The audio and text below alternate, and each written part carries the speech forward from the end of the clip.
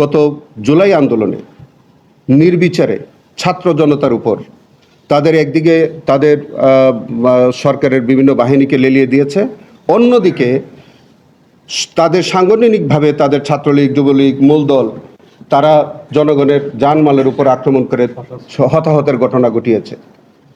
এই জন্যে আসলে যে বাংলাদেশ আওয়ামী লীগ দল হিসেবে যেমন তারা নানান অপরাধ সংগঠন করেছে, ঠিক একইভাবে ব্যক্তিগতভাবেও তাদের সুপিরিয়র রেসপন্সিবিলিটির দায় থেকেও তারা নানান কর্মকাণ্ড এবং ব্যক্তিগত দায় থেকেও তারা বিভিন্ন অপরাধমূলক কর্মকাণ্ড করেছে।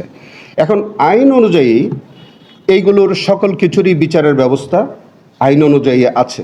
সেটি আপনি বা ইন্টারন্যাশনাল ক্রাইমস ট্রাইব্যুনাল অ্যাক্ট 1973 যেটা তারা প্রণয়ন করেছিল, সন্ত্রাস বিরোধী আইন 2009 যেটা তারা প্রণয়ন করেছিল, এই দুইটি আইনই বাংলাদেশ আওয়ামী লীগ সরকার তারা প্রণয়ন করে রেখেছে এবং তাদের আইনেই এই জাতীয় অপরাধগুলোর বিচারের ব্যবস্থা আছে।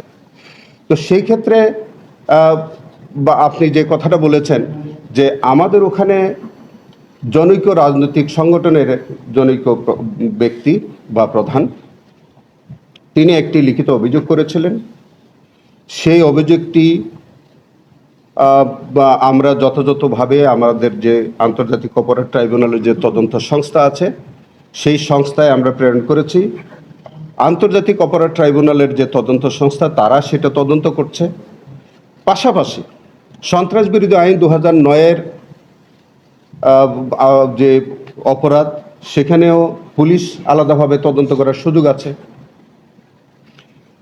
আপনি যে কথাটা বলেছেন যে সেখানে সংগঠন হিসেবে আওয়ামী লীগের বিরুদ্ধে বিচার হবে কি হবে না,